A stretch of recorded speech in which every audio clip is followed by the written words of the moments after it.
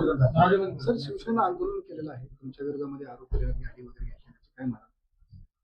काय आरोप केलेला आहे? शिवसेना आरोप केला की ठेकेदारांकडून तुम्ही गाडी वगैरे घेतलेली आहे मर्सिडीजचं. कचऱ्याचा ठेका दिला आणि मर्सिडीज घेतली त्या संदर्भात मग त्याबद्दल काय बोललं पाहिजे? की त्यांनी काय वाटतंय आणि त्यांनी कशा पद्धतीने आरोप केलेत, तर त्यांनी कुठे तक्रार कुठे केलेली आहे का? आणि अशा पद्धतीचं मोगम पद्धतीने चुकीच्या पद्धतीने आरोप करणं, त्यांना काही नवीन मुद्दे राहिलेले नाहीयेत आणि सभागृहामध्ये ते काही बोलू शकत नाही किंवा लोकहिताचं बोलू शकत नाही. तर अशा पद्धतीने विविध कथित गोष्टी त्या ठिकाणी काढत आहेत. तर त्यामुळे हे निरर्थक अशा बाबी विरोधकांनी खऱ्या अर्थाने शहराच्या दृष्टीने गोष्टी उचलायला पाहिजेत आणि ज्या गोष्टीचा अर्थ नाही, रिलेव्हन्स नाही, अशा प्रकारचे मुद्दे त्या ठिकाणी उचलत आहेत.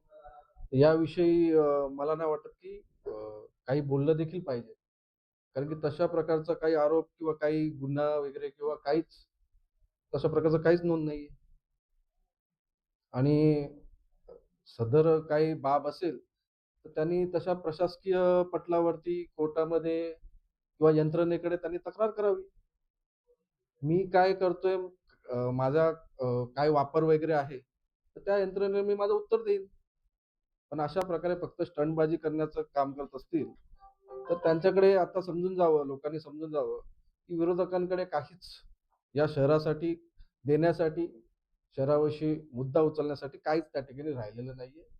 फक्त एक मनगडत गोष्टी बनवायच्या आणि चित्र रंगवायचं आणि अशा प्रकारे जर काही माझं नाव घेऊन किंवा माझा फोटो वगैरे दाखवून जर कोणी काही काम केलं, तर निश्चितच त्यांच्या विरुद्ध मी मानहानीची प्रक्रिया चालू करेन. टेंडर टेंडर काढल्याच्या म्हणजे टेंडर निघायच्या अगोदर काहीतरी 24 तास गाडीचं रजिस्ट्रेशन झालं असं ते बोलतात. आता त्याच दिवशी गाडी आली असेल, काय झालं असेल, त्यांना काय माहिती पाहिजे असेल, काय असेल ते मला त्याबाबत माहिती नाही. ती गाडी ठेकेदाराच्या नावावर आहे, तुम्ही वापरता ती असं त्यांचा आरोप आहे. काही मी गाडी कधी-कधी वापरतो, तर ती दरवेळेस वापरतो असं नाही. आणि त्या पद्धतीने जो ठेका जर एखाद्या कंपनीला भेटलाय, त्या माणसाबरोबरच मी आहे असं नाही. आणि या बाबी सगळ्या या इलेक्शनच्या आधी झालेल्या बाबी आहेत. या कधी आधी यांनी उचललेल्या नाहीयेत. कदाचित माझा काही कधी-कधी व्हिडिओ भेटला, काय भेटला आणि अशा प्रकारे जोडण्यात आलं, तर त्यांना फक्त ते काम जोडण्याचं काम या ठिकाणी करून लोकांना गुमराह करण्याचं, लोकांना त्या ठिकाणी निगेटिव्हिटी पसरवण्याचं काम करण्यात येतंय. जर नाव त्या ठिकाणी घेतलं तर निश्चितच मी मानहानी त्यांच्यावरती क्लेम करेन आणि अशा प्रकारे चुकीचा आरोप खपून घेतला जाणार नाही. सर, विरोधकांचं असं म्हणणं आहे की विरोधकांचे जे ठराव आहेत ते पालिकेत महासभेत आणले जात नाहीये आणि सोबत तुम्ही हम करे सो कायदा अशा प्रकारे वागले जातात असं विरोधकांचे आरोप आहेत. काय म्हणतात? मागील 6 वर्ष आम्ही कशा पद्धतीने आलेलो आहोत आम्हाला माहिती आहे. विरोधकांनी त्यांच्या त्यांच्या प्रभागामधली वाटेल तशी कामं त्या ठिकाणी केलेली आहेत.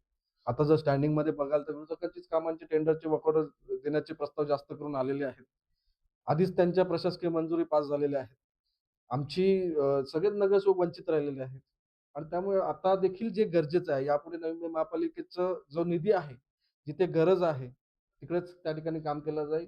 प्रथम प्राधान्य बेस जो आपला पूर्वीचा जो मोटो होता, की रस्ते, फुटपाथ, पाणी, सिवरेज, मलनिस्सारण, स्वच्छता, दिवाबत्ती, शिक्षण, आरोग्य अशा गोष्टीला प्रथम प्राधान्य देऊन आपला निधी वापरला जाईल. आपल्याकडे काही अफाट निधी नाहीये. पण एकाच प्रभागामध्ये अतिरिक्त निधी वापरला जाणार नाही. सगळा अभ्यास करूनच समिती त्या ठिकाणी प्रस्ताव त्या ठिकाणी सादर करते. आता मला वाटतं आज काहीतरी 180 विषय त्या ठिकाणी पटलावरती आहेत. त्यामध्ये सगळ्यांचे विषय आहेत. आता आमचे नगरसेवक जास्त आहेत, तर आमचे विषय तुम्हाला जास्त दिसतील. तर येणाऱ्या पुढील प्रत्येक सभेमध्ये आता हे विषय जर एक रोलिंग चालू राहील, तर मी काय कोणाचा प्रभाग विभाग असा आम्ही काय बघत नाही. नवी मुंबई एक म्हणूनच बघतो. त्यामुळे पूर्ण नवी मुंबईच्या दृष्टीने आता काल शौचालयाचा विषय आला. तो मी थोडी एका प्रभागाचा विषय त्या ठिकाणी आलेला आहे.